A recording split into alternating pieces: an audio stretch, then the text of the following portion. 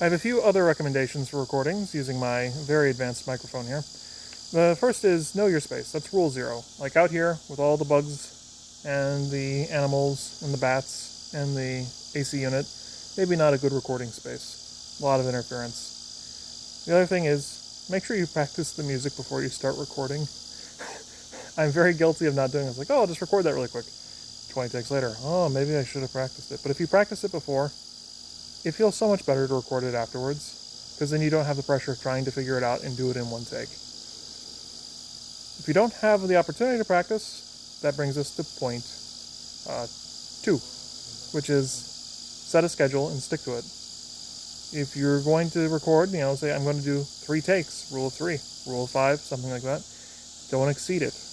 If you don't get it in those 3 or 5, rest, try again another day. And before you even do any of this, take a day to figure out what your device is like. Does your device pick up dynamics? Does it pick up articulations? It might not. In those cases, you have to play to your strengths. Like,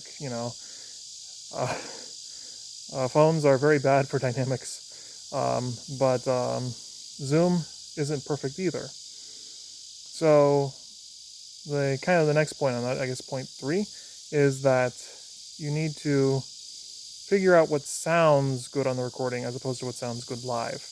And listeners can help you with this, but a lot of this is also just starting early enough you can do a take and listen back. I found that sustaining nice long bricks of sound, which are usually good in any circumstance, but they are king in recording because they make things sound smoother. Whereas accents and sudden changes in dynamics are generally very bad for the algorithm used to compute sound processing within a phone. So, I can't show the dynamic changes I want to on my phone. I can't really show them on Zoom either. And if I use some good microphone and Audacity to process the information, it still doesn't have the visceralness. So if I'm going to an audition, it's like, my recorded audition is going to sound a bit different than my live one just because the recording isn't going to capture that information. And that's rule 4, is accept what you have today with the equipment that you have. Because you can go absolutely crazy trying to get the equipment to work, but as you would not fight the horn or fight yourself, you really can't fight the technology past a certain point. It's not live audio, so you shouldn't try to force it to be.